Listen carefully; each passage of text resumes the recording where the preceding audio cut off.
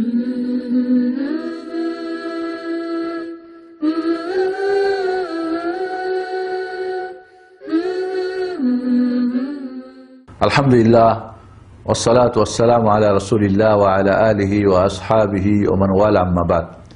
আউযু বিল্লাহি মিনাশ শাইতানির রাজীম। বিসমিল্লাহির রহমানির রহিম। ওয়া আকিমুস সালাতা ওয়া আতুজ যাকাতা ওয়ারকাউ মা'আর রাকিঈন। ওয়া ইয়াকুলুল হাবিবুল মুস্তাফা আলাইহিস সালাতু ওয়াস সালাম আউয়ালু মা ইউহাসাবুল আবদু আনিস সালাহ ইয়াওমাল কিয়ামাহ ফামান সালাহাত সালাহা সাইরু আমালিহি ওয়া মান ফাসাদাত ফাসাদা সাইরু আমালি আও কামা ক্বালা আলাইহিস সালাতু ওয়াস সালাম। আমাদেরকে সালাতের নামাজের সঠিক পদ্ধতি জানা জরুরি। আল্লাহর নবী আলাইহিস সালাতু ওয়াস সালাম মসজিদ নববীতে বসেছিলেন। একজন লোক এসে নামাজ পড়ে রাসূলকে সালাম দিলেন, বললেন ইরজি ফাসাল্লি ফাইন্নাকা লাম তুসাল্লি, যাও নামাজ পড়ো, তুমি নামাজই পড়ো নাই। লোকটা নামাজ পড়েছে, নামাজ আদা করেছে, নামাজ কায়েম করেছে। তারপরে আল্লাহর হাবিব মুহাম্মদ সাল্লাল্লাহু আলাইহি ওয়াসাল্লাম বললেন, যাও নামাজ আদায় করো, নামাজ আদায় করো নাই। দ্বিতীয়বার নামাজ আদায় করে সালাম দিলে আল্লাহ নবী সালাম উত্তর দিয়ে বললেন, যাও নামাজ পড়ো, তোমার নামাজ হয় নাই। আবার এইভাবে 3 বার করার পরে লোকটি বললেন, এর চেয়ে আমি ভালো নামাজ পড়তে জানি না। তাহলে নামাজ আদা করলেই নামাজ হবে না, বরং নামাজকে সল্লু কামা রাআইতুমুনি উসাল্লি, আল্লাহর হাবিব সাল্লাল্লাহু আলাইহি ওয়াসাল্লাম বলেন, আমি রাসূলকে যেভাবে তোমরা নামাজ পড়তে দেখো হুবহু ওইভাবে তোমরা নামাজ আদা করো, কায়েম করো। তাহলে আসুন, আমাদের জন্য জরুরি, কিয়ামতের মাঝে সর্বপ্রথম হিসাব হবে নামাজের। এই সালাত যার সঠিক থাকবে, ঠিক হবে, পাস করবে, বাকি অন্যান্য ইবাদতে পাস হয়ে যাবে। নামাজে যে ফেল করবে, পাস করার আর কোনো সুযোগ নেই। এই জন্যে হাদিসে এসেছে যে আসসালাম ইফতাহুল জান্নাহ, নামাজ জান্নাতের চাবি।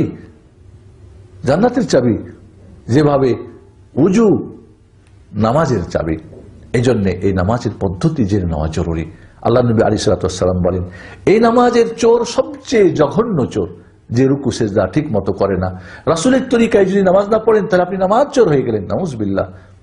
এই নামাজ আপনার কিয়ামতের দিন কাজে লাগবে না, হিসাবে ফেল হয়ে যাবেন। এই নামাজ দিয়ে আপনাকে পার হতে হবে। প্রতিনিয়ত 5 বার আমাদেরকে নামাজ আদা করতে হয়। এই নামাজের মাধ্যমে আল্লাহ রাব্বুল আলামিন আমাদের গুনাহ খাতা কি করে দেন, মাফ করে দেন। এই নামাজের মাধ্যমে আমাদের মর্যাদা বেড়ে যায়। এই নামাজ আমার জন্য কি নূর, আলো। এই নামাজ কিয়ামতের দিন আমাকে আল্লাহর আযাব থেকে বাঁচাবে। এই জন্য বন্ধুগণ, নামাজের সঠিক পদ্ধতি জেনে নেওয়া আমাদের প্রতি জরুরি। কারণ যে কোনো ইবাদত কবুল হওয়ার জন্য শর্ত প্রথমত সঠিক ঈমান, এর ভিত্তিতে হতে হবে। 2 নম্বরে আল্লাহর জন্য, 3 নম্বরে শুধুমাত্র কেবলমাত্র মুহাম্মদুর রাসূলুল্লাহ সাল্লাল্লাহু আলাইহি ওয়াসাল্লামের তরিকায় নামাজ হতে হবে, যার যার নিয়মে বা দেশাচার বা বইপত্র বাজারে না। আমরা আসি আজ আপনাদের কাছে বিশুদ্ধ হাদিস, কোরআন ও হাদিসের আলোকে নামাজের পদ্ধতি সংক্ষিপ্তভাবে আপনাদেরকে বর্ণনা করব। খেয়াল করে শুনুন এবং আগের যে সমস্ত পদ্ধতি জানেন যদি তার সঙ্গে না মিলে, তাহলে সেগুলিকে বাদ দিয়ে এই সঠিক পদ্ধতি গ্রহণ করার জন্য চেষ্টা করুন। আমরা উজু করব। উজুর বর্ণনা আমরা এর আগে বলে এসেছি। নামাজ সহি হওয়ার জন্য শর্ত যেগুলি আমরা পূরণ করব। পূরণ করার পরে কেবলামুখী হয়ে দাঁড়িয়ে দৃষ্টি আপনার সেজদার জায়গায় রেখে নমনীয় হয়ে একটু সামনের দিকে ঝুঁকে এবার আমরা করব কি, 2 হাত উত্তোলন করব। আমরা নামাজের নিয়ত করি কোন নামাজ, এবার আমরা দাঁড়িয়ে গেলাম সেজদার জায়গায় দৃষ্টি রেখে, এবার কেবলামুখী হয়ে নামাজ শুরু করব। নামাজ শুরু করব, মনে রাখতে হবে আল্লাহর সামনে দাঁড়িয়েছেন। এই নামাজের যেমন বাহ্যিক উঠা বসা কিছু কার্যক্রম রয়েছে, ভিতরের আত্মিকটা কিন্তু জরুরি। ভিতরের খুশু এবং খুজু জরুরি। খুশু ভিতরের ভয়, খুজু আঙ্গিকভাবে আপনার ভয়ের যে প্রভাব দেখা যাওয়া। আল্লাহ নবীর জন্য নামাজে দাঁড়ালে একটু সামনে নুয়ে যেতেন, বিনয়ী হয়ে আল্লাহর সামনে দাঁড়াতে হবে এবং দুনিয়ার সব কিছু ভুলে গিয়ে এবার নামাজ শুরু করছেন। এবার আপনি তাকবীর দিয়ে আপনি নিয়ত বাঁধবেন। তাকবীর দেওয়ার সময় মনে রাখতে হবে আমরা হাত 2টি উত্তোলন করব কাঁধ বরাবর অথবা কান বরাবর। আঙ্গুলগুলি নর্মাল থাকবে, না বন্ধ আর না খোলা, নর্মাল যে আঙ্গুল থাকে। এইভাবে কেবলা দিকে করে আমরা কাঁধ বরাবর অথবা কান বরাবর 2 হাত উত্তোলন করে এবার আমরা আল্লাহু আকবার বলে আমরা হাত উত্তোলন করে বাঁধবো। এই তাকবীরের সঙ্গে হাত 2টা উঠাতে পারেন, আল্লাহ, একই সঙ্গে তাকবীর এবং হাত উঠানো আল্লাহু আকবার, অথবা আগে তাকবীর বলে ফেলেন আল্লাহু আকবার, এরপর আপনি হাত উঠিয়ে বাঁধেন, অথবা আগে হাত বেঁধে ফেলেন এরপরে বলেন আল্লাহু আকবার। 3 প্রকারই জায়েজ আছে, কোনো অসুবিধা নেই। মনে রাখতে হবে এই নামাজে আপনি যখন এই দাঁড়ানো অবস্থায় তাকবীরে তাহরিমা হতে হবে। অনেকে যারা দেরি করে আসে, কিছু নামাজ ইমাম এখন হয়তো রুকুতে সিজদা আছে, আল্লাহু আকবার বলে ডাইরেক্ট চলে যায় কোথায়, রুকুতে না, দাঁড়ানো পূর্ণ দাঁড়ানো অবস্থায় তাকবীরে তাহরিমা দিতে হবে। এরপর আরেকবার তাকবীর দিয়ে আপনাকে ইমামের রুকুতে বা সিজদায় থাকলে অংশগ্রহণ করতে হবে। এরপরে আমরা যখন তাকবীরে তাহরিমা মনে রাখতে হবে যে আঙ্গুল উত্তোলন, হাত উত্তোলন, কাঁধ অথবা কোনো সময় কাঁধ কোনো সময় কান বরাবর করেন, এবং এবার আপনি হাত দুইটা বুকের উপরে বাঁধতে হবে, বুকের নিচে বা বুকের উপরে বা নাভির নিচে। এগুলি একটাও হাদিস সহি না, বিশুদ্ধ না। সহি হাদিস যেটা সেটা হলো বুকের উপর হাত বাঁধতে হবে, এবং হাতটাকে আপনি এই কাফ, এটাকে কাফ বলা হয়, ডান হাতের তালুটাকে বাম হাতের অঞ্জলির উপরে আপনি বুকের উপর রাখেন, অথবা কিছুটা এইভাবে করে আপনার হাতের অংশ কিছু হাতের যে আপনার নলার উপরে, অথবা এইভাবে পুরো এক হাত আর এক হাতের উপরে আপনি এইভাবে অথবা এইভাবে অথবা এইভাবে আপনি বাঁধতে পারেন। তিনভাবেই সহিহ হাদিস দ্বারা প্রমাণিত রয়েছে। হাতটাকে আপনি রাখেন, এভাবে রাখা ওয়াজা বলে, এইভাবে, অথবা আপনি বাঁধেন, হাদিসে আছে এইভাবে, আল্লাহ নবী কাবাজা, এইভাবে আপনি ধরে রাখতে পারেন, এইভাবে ধরতে পারেন বা এইভাবে ধরতে পারেন। এই তিনটাই হয় রাখেন অথবা ধরেন, দুইটাই। কিন্তু এই 2 আঙ্গুল দিয়ে, এই কোনই আঙ্গুল আর বুড়ো আঙ্গুল দিয়ে ধরবেন আর 3 আঙ্গুল রাখবেন, এই 2 হাদিসের একসঙ্গে আমলের যে মানে পদ্ধতি বলা হয়েছে, এটা সুন্নতি পদ্ধতি না, বরং আপনি কোনো সময় রাখবেন কোনো সময় ধরবেন, দুটোই পদ্ধতি। এরপরে আপনি যখন বুকের উপরে হাত বাঁধে এবার আপনি সানা পাঠ করবেন। সানাটা আল্লাহুম্মা বাঈদ বাইনি ওয়া বাইনা খাতায়ায়া, অথবা সুবহানাকা আল্লাহুম্মা বিহামদিকা, বা আল্লাহুম্মা ইন্নী যালামতু ইন্নী ওয়াজজাহতু ওয়াজহিয়া লিল্লাযী ফাতারাস সামাওয়াতি ওয়াল আরদ। এটাও একটা সানা। এছাড়াও একাধিক সানা রয়েছে, এক এক সময় এক একটা সানা পাঠ করবেন, এটা হলো সুন্নাত সম্মত। সানা পাঠ হয়ে গেলে এরপরে আউযু বিল্লাহি মিনাশ শাইতানির রাজিম, এরপরে বিসমিল্লাহির রহমানির রহিম বলে সূরা ফাতিহা পূর্ণটা পাঠ করতে হবে। আউযু বিল্লাহিস সামিল আলিম মিনাশ শাইতানির রাজিম মিন হামজিহি ওয়া নাফখিহি ওয়া নাফসিহি, এভাবেও বর্ণিত আছে, সেটাও পড়তে পারেন। অনেকেই নামাজ শুরু করার আগে আউযু বিল্লাহ বিসমিল্লাহ পড়ে না, আপনি যখন সানা পাঠ করে শেষ করলেন এরপরে আউযু বিল্লাহ বিসমিল্লাহ পড়ে এবার সূরা ফাতিহা পাঠ করবেন। জোরে কেরাত যদি হয়, যেমন মাগরিবের প্রথম 2 রাকাতে, ইশার প্রথম 2 রাকাতে, ফজরের 2 রাকাতে, জুমার নামাজে, ঈদের নামাজে, সেক্ষেত্রে জোরে কেরাত করবে এবং একটা একটা করে আয়াত পড়বে। আলহামদুলিল্লাহি রাব্বিল আলামিন, এখানে বিসমিল্লাহ আল্লাহ নবী জোরেও পড়েছেন, আস্তেও পড়েছেন, তবে শেষ যেটা আমল তার সেটা নীরবে পড়েছেন, এটাই উত্তম। তবে কেউ যদি জোরে পড়া জায়েজ আছে, অসুবিধা নাই ইনশাআল্লাহ। এই জন্যে আমরা সূরা ফাতিহা পুরোটা পড়ে ওয়ালাদ-দালিন যখন বলবো, জোরে যদি নামাজ হয় তো আমিনও জোরে পড়বো। এমনকি মুক্তাদিরা পিছনে থাকলে ইমাম সাহেব যখন আমিন বলা শুরু করবেন তখন তারাও জোরে আমিন বলবেন। আস্তে আমিন বলার হাদিস একটাও বিশুদ্ধ না, বরং জোরে আমিন বলার হাদিসগুলি কি অথেন্টিক এবং বিশুদ্ধ সহিহ হাদিস। এরপরে যখন সূরা ফাতিহা পড়া হয়ে গেল, আপনি অন্য একটা সূরা মিলাবেন, অন্য একটা সূরা বা আয়াত কিছু মিলাবেন। সূরা মিলাবের কিছু নিয়ম পদ্ধতি রয়েছে, সেটা আমাদের এখন সুযোগ নেই বলার, অন্য কোনো সময় হলে আমরা বলবো। এবার অন্য একটা সূরা মিলিয়ে এরপরে আবার আল্লাহু আকবার বলে কাঁধ অথবা কান বরাবর আপনার হাত উত্তোলন করে আপনি রুকুতে যাবেন। রুকুতে গিয়ে হাত আঙ্গুলগুলি ফাঁকা রেখে মজবুত করে হাঁটুটা ধরবেন এবং মাথা, পিঠ এবং পিছনটা বরাবর হতে হবে, বরাবর হতে হবে। এটা হলো সুন্নত। যদি কোনো সমস্যা না থাকে, কোমরে ব্যথা না থাকে বা পেট মোটা না হয়, তাহলে বরাবর হতে হবে। এবং সুন্দর করে এখানে আপনাকে সুবহান রব্বিল আযীম কমপক্ষে একবার বলা ওয়াজিব, অতিরিক্ত বলা সুন্নাত। সুবহান রব্বিল আযীম, সুবহান রব্বিল আযীম। এছাড়া আরো যে দোয়া রয়েছে, সুবহানাকা আল্লাহুম্মা বিহামদিকা বা সুবহান কুদ্দুস রাব্বুল মালায়েকাতুর রূহ, বা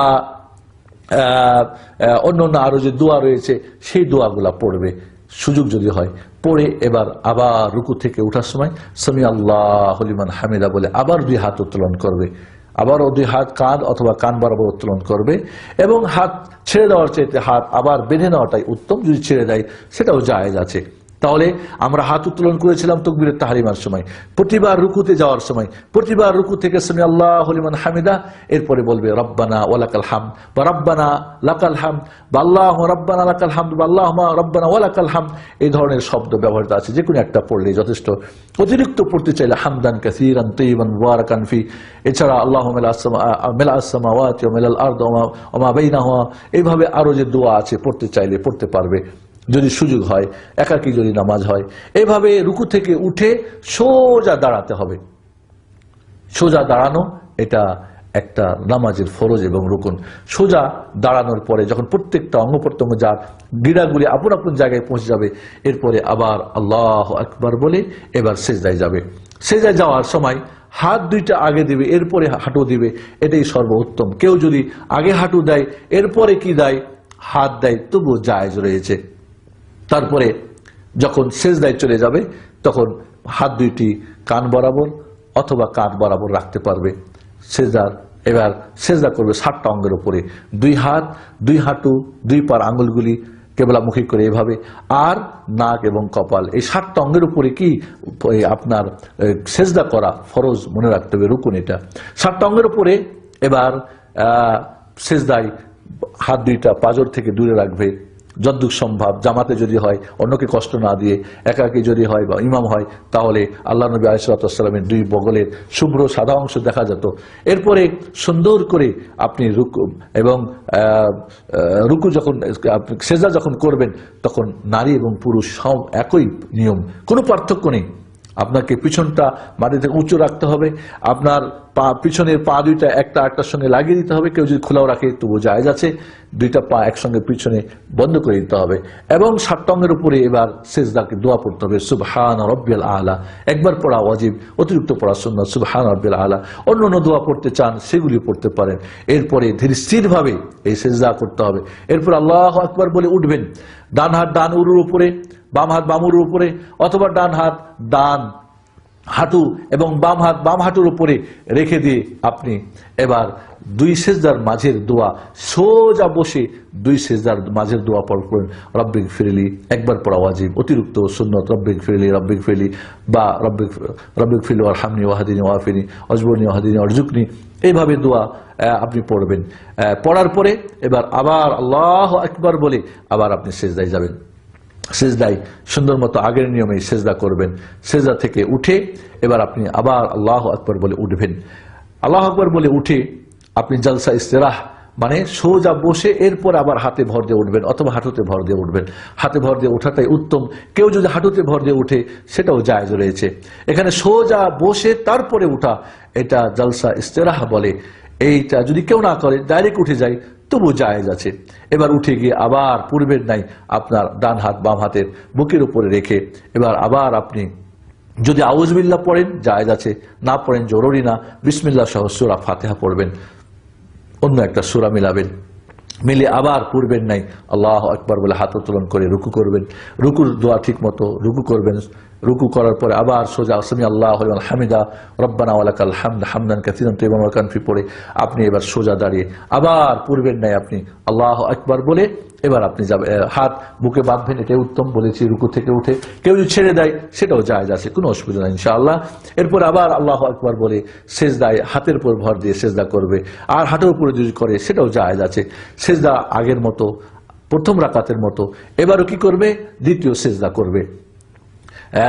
সিজদা করে দ্বিতীয় রাকাত কমপ্লিট হয়ে গেলে এবার বসে আত্তাহিয়াতু লিল্লাহি ওয়াসসালাওয়াতু ওয়াত-তাইয়্যিবাতু আসসালামু আলাইকা আইয়ুহান নাবিয়্যু ওয়া রাহমাতুল্লাহি ওয়া বারাকাতুহু আসসালামু আলাইনা ওয়া আলা ইবাদিল্লাহিস সালিহিন আশহাদু আল্লা ইলাহা ইল্লাল্লাহু ওয়াহদাহু লা শারীকা লাহু ওয়া আশহাদু আন্না মুহাম্মাদান আবদুহু ওয়া রাসূলুহু। আত্তাহিয়াতু পর্যন্ত পড়বে প্রথম বৈঠকে। যদি দুরূদ পড়ে তো সেটা উত্তম। প্রথম বৈঠকেও দুরূদ পড়া যায়। যারা বলেন যে দুরূদ পড়লে সুজদা করতে হবে, এটা ঠিক না, বরং প্রথম বৈঠকেও দুরূদ পড়া সুন্নত।